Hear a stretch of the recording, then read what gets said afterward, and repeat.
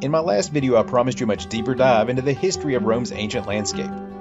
Well, as some of you may know, I'm pretty good on my word when it comes to delivering these kinds of things. So prepare yourself to go back in time for a bit as we explore what remains of a long-forgotten settlement. Today, we're visiting Ostia Antica. This was at one time the port area of ancient Rome, and in here, we're going to learn all about that. Let's go.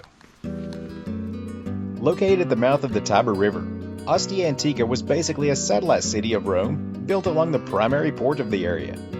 It is said to have been founded in 620 BC, though archaeological evidence so far only dates back to the 4th century BC. This convenient location had a great impact on the prosperity of the region, by not only providing trade opportunities throughout the Mediterranean, but also allowing for strategic naval access as well. Between the 2nd and 3rd centuries AD, this place was at its peak, with an estimate of somewhere between 50 to 100,000 residents calling it home. As we stroll along this main road, we'll be passing through what was at one time a commercial complex that would have been lined with numerous shops and businesses. With all that importing and exporting going on here, this commercial hub helped to turn Rome into the economic powerhouse for which it was known. But this place had an enormous social impact as well, as all that business brought with it people from all over the empire, making this a cultural melting pot. Wandering through here back in those days, you would have found town squares, and plenty of public spaces where people would meet to conduct business, or simply just relax in what seems like would have been a pretty pleasant environment.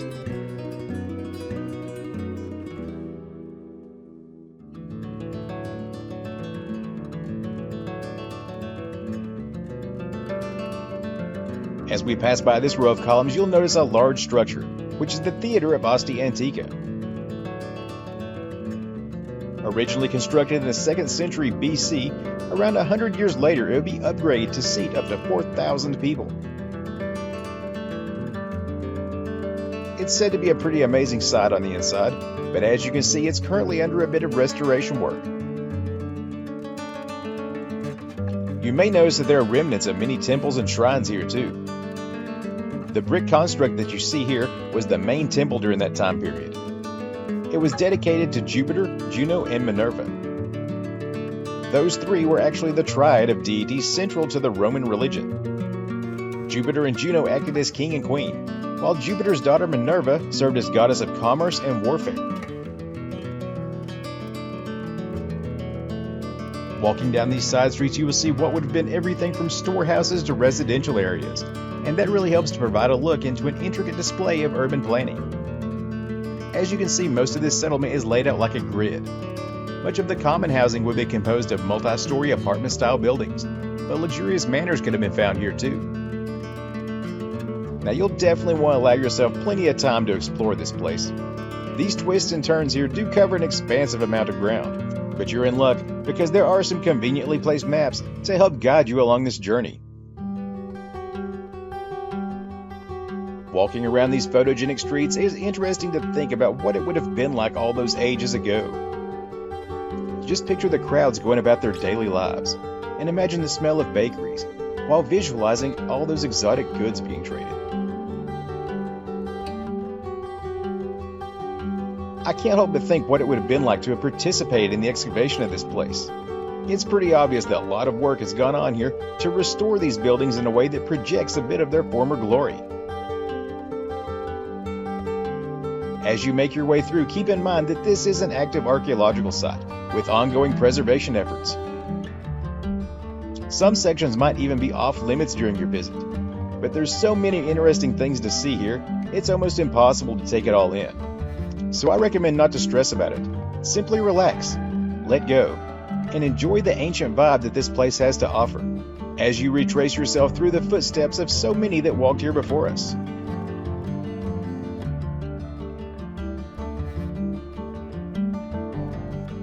This ancient pathway that we are on now leads to a bathhouse, where you will see some elaborate displays that have been carefully preserved over the years. This once extravagant structure was constructed in the Hadrian era, during the first half of the 2nd century. Bathhouses like this were not only used for hygiene, but also served as social establishments as well. Believe it or not, some of these were actually heated, and human-powered wheels helped to deliver all that warm water. Now I'm going to walk on over here and give you an up-close look at some really amazing floorwork. The large black and white mosaic that you are seeing here consists of multiple animals and seems to depict a hunting scene. As we proceed through a nearby corridor, we'll be passing into a large residential building known as the House of the Charioteers. And inside you can see that the walls are decorated with the paintings that gave it that name.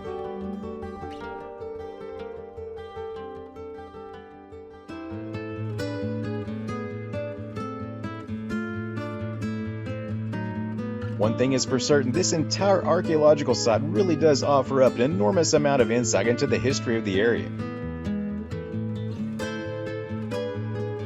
The contributions to Roman society for which Ostia Antica is responsible are simply almost hard to fathom.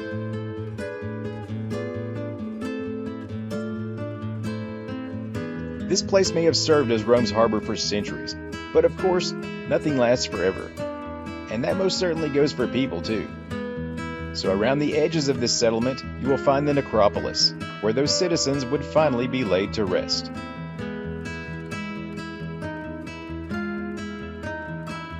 Along this journey, I'm sure you've noticed that the ruins of Ostia Antica are fairly well preserved. And the reason for that is pretty simple. You see, this place didn't undergo the same types of massive disasters that other nearby cities would endure.